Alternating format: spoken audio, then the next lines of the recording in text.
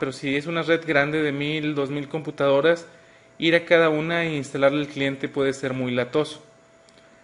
¿Cómo podemos evitar de que tengamos tantos problemas con el Application Layer Firewall?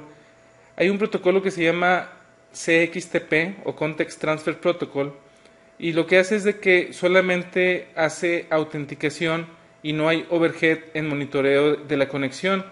Claro de que si queremos un firewall que esté monitoreando la conexión como debe de ser, este protocolo no nos va a servir, y la verdad es de que vamos a tener un firewall a medias. La verdad es de que no lo recomiendo. La otra es también de que seleccionar qué aplicaciones sí vamos a dejar pasar por el firewall y cuáles no las vamos a ni siquiera verificar. Igualmente, eso es no tomar ventaja del firewall que tienes, porque a lo mejor, digo, igual y el servidor ya está muy lleno en CPU o en memoria y vas a tener que hacer esto, pero al hacer esto de que ciertas aplicaciones no las pases por el firewall y las dejes pasar nada más, pues te pueden atacar por ahí, y la verdad es tampoco no es muy recomendable. ¿Cuál es el que más se usa el día de hoy? El que más se usa el día de hoy es el que se llama Dynamic Packet Filtering Firewall. Ese es el que más se utiliza. Por ejemplo, un ASA lo hace y el iOS que vamos a ver más adelante lo hace. Este tipo de firewall también se le llama stateful. Y se llama stateful porque, por lo que dice en el segundo renglón, que finalmente este firewall lo que va a estar verificando es toda la comunicación y la va a tener en una tabla de estados. Ahorita vamos a ver en detalle qué es esa tabla de estados, pero porque usa una tabla de estados, por eso se le llama stateful firewall. Este tipo de firewall opera en las capas 3, 4 y 5. Pueden ver que no opera en la capa 7 como el anterior. Y aunque no opera en la capa 7 como el anterior, como les comentaba, este es el firewall más usado el día de hoy. Sí es cierto que el Application Firewall es usado el día de hoy. Por lo regular se ve en lugares donde hay 100, 200 usuarios. Cuando hay más, por lo regular el que se ve es el Dynamic Packet Filtering. El primero en usar esta tecnología no fue Cisco, fue Check Point. Check Point es un gran líder en firewalls, pero ya Cisco lo alcanzó. Y lo alcanzó cuando compró Pix.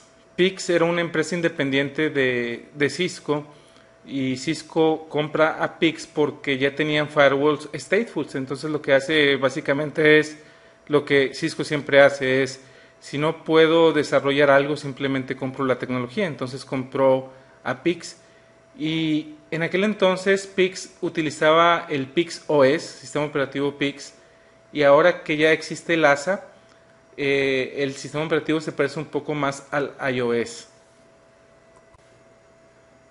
Esto es muy importante para el examen y para la vida real, es entender cómo funciona la tabla de estados, que es exactamente lo que tenemos ahí.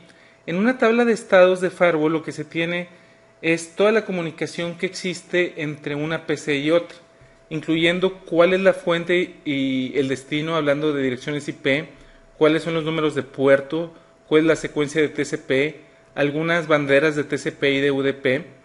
El firewall ve de manera muy cercana el header de los paquetes para ver si es uno de tipo SYN, reset, acknowledge o el final de la transmisión. Cada sesión está en la tabla de estados. Con este diagrama vamos a ver más a detalle cómo funciona esa tabla de estados. Supongamos que este cliente se quiere conectar a este servidor y este servidor es de HTTP, es decir, el puerto 80. El cliente va a mandar el requerimiento de que se quiere conectar a este servidor, por ejemplo, www.google.com. El firewall lo recibe y el firewall se da cuenta cuál es la dirección fuente, que es el cliente, y cuál es la dirección destino, que es el server. Sabe que quiere llegar al puerto TCP 80 en este caso. Entonces el firewall sabe que el cliente, este cliente de aquí, se quiere conectar a este servidor al puerto 80. Entonces deja pasar ese paquete porque finalmente este cliente está en la red interna, que es en la que confía el firewall. Esa es la red externa en la que no confía. Entonces va la petición al servidor. El servidor le va a regresar el paquete, es decir, para que pueda ver la página. Y cuando el firewall reciba ese paquete, va a checar su tabla de estados porque le está llegando desde la interfase de afuera. Entonces, si en la tabla de estados está una conexión que inició el cliente hacia el server, sí la va a dejar pasar. Si el cliente no ha iniciado ninguna sesión, entonces cualquier tráfico que venga, aunque sea del puerto 80, no lo va a permitir. Eso es lo que hace la tabla de estados y es muy importante el entenderlo, como les comento. Entonces, otra vez, ¿qué es lo que hace? El cliente manda un paquete requiriendo una conexión hacia el servidor en el puerto 80. El firewall, como viene de su interfaz de que sí confía, dice, ok, lo voy a dejar pasar, y si recibo datos de ese servidor hacia ese cliente con esa dirección IP y con ese puerto, lo voy a dejar pasar. Si no es así, no lo voy a dejar pasar.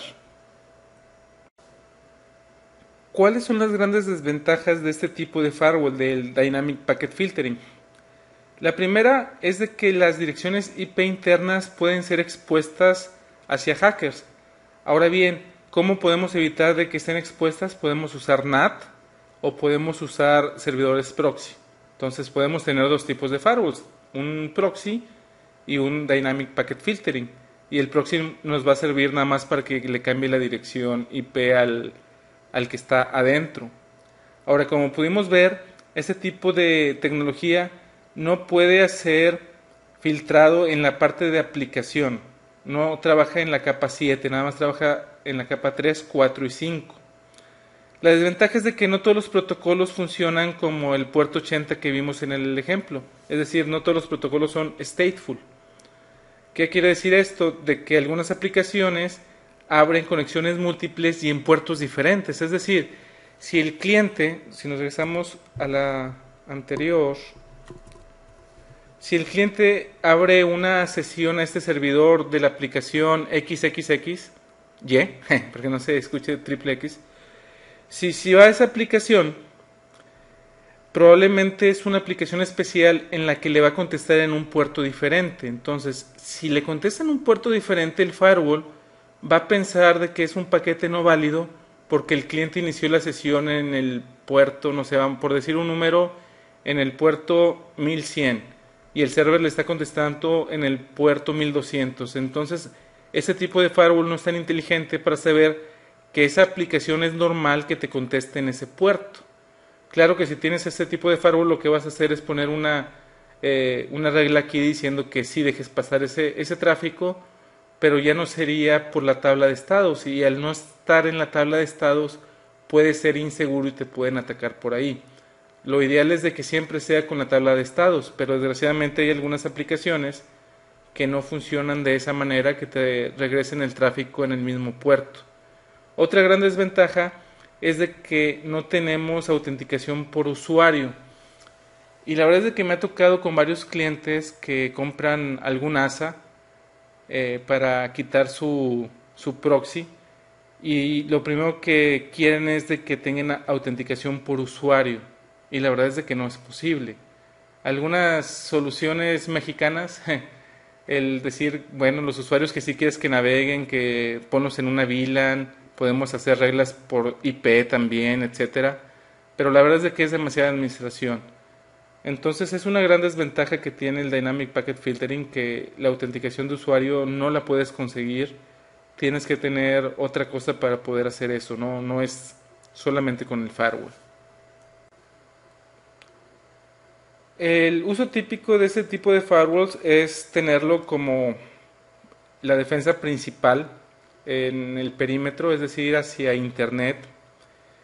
Es una manera muy fuerte de filtrar paquetes. Podemos poner las reglas que nosotros queramos para efectivamente dejar pasar el tipo de paquetes que queremos y no dejar el tipo de paquetes que no queremos.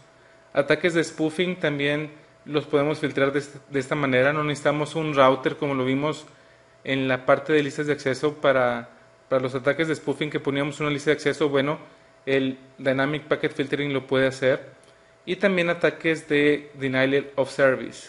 Ese es el uso típico de este tipo de firewall en la actualidad. Hay otra arquitectura que se llama Application Inspection Firewall. Esa es la más nueva. También se le llama Deep Inspection Firewall. Básicamente lo que es un firewall stateful, es decir, que también tiene la tabla de estados, pero además de eso tiene Intrusion Detection, detección de intrusos. Básicamente se da cuenta de cuál es el estado de la capa 5. La capa 5, como ya habíamos visto, es para ver si la sesión es válida o no. Pero también puede verificar la capa 7 y puede verificar aplicaciones como Java, por ejemplo. Como se podrán imaginar, previene más ataques que los Dynamic Firewalls, porque para empezar sí ve la capa 7 y un Dynamic Firewall no ve la capa 7. Puede verificar también por conexiones válidas nuevas, eso tampoco lo puede hacer un Dynamic Firewall. ¿Qué ventajas nos da el Application Inspection Firewall? Como se podrán imaginar, se da cuenta de cómo está el estado de la capa 4 y 5, verifica los comandos de la aplicación en la capa 5, también verifica la capa 7, entonces es una gran ventaja, y previene más tipos de ataques que el Dynamic Firewall. Esas son las grandes ventajas que tiene el Application Inspection Firewall. Ahora bien, ¿qué desventajas tiene ese tipo de firewall? La número uno es de que no todas las aplicaciones de capa 7 están soportadas el día de hoy. Obviamente van a ir saliendo algunas más, pero el día de hoy solamente son muy poquitas las que son soportadas. Tampoco puede tener autenticación de usuario, es una gran desventaja, al igual que el Dynamic, que tampoco la tiene. Hasta ahorita, y el único que la tiene son los proxy, entonces es una gran desventaja que se tiene en el Application Inspection Firewall también. Y otra gran desventaja es de que el CPU es muy alto cuando se utiliza la capa 7, entonces desgraciadamente también el día de hoy el CPU es algo que nos restringe a qué tantas aplicaciones de capa 7 le podemos hacer firewall, entonces es otra gran desventaja que tiene. Por lo regular este tipo de firewall se pone como una defensa secundaria, siempre siendo la primaria, al menos hasta el día de hoy, el Dynamic Firewall. Este sería más como secundario y sería básicamente para ver la capa 7. Ahora sí tiene más control de la seguridad porque al tiempo de verificar la capa 7 puede darse cuenta de ataques en la capa 7 y no nada más en los niveles del ISO-C más abajo que la capa 7. Entonces, ese es el uso típico del Application Inspection Firewall. Hay un tipo de firewalls que se llaman transparentes. Y un firewall transparente puede ser de hecho un ASA, por ejemplo, configurado como modo transparente. El decir que es modo transparente significa que está configurado como un equipo de capa 2. Es decir, es como un switch de capa 2 que no tiene IPs en sus interfaces de entrada y de salida. Un firewall sí puede tener una dirección IP y esa dirección IP va a ser de management, así como un switch de capa 2 tiene una dirección IP de management.